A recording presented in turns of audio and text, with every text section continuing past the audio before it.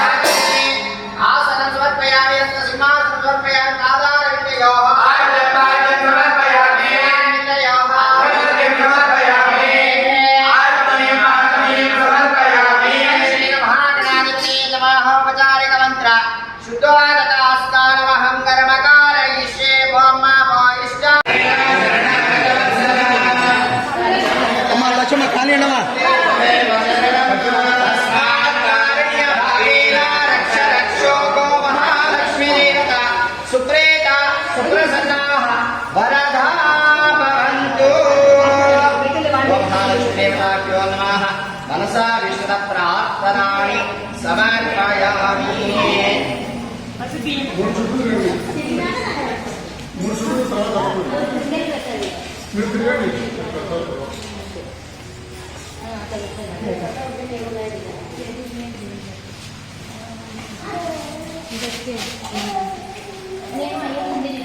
నేను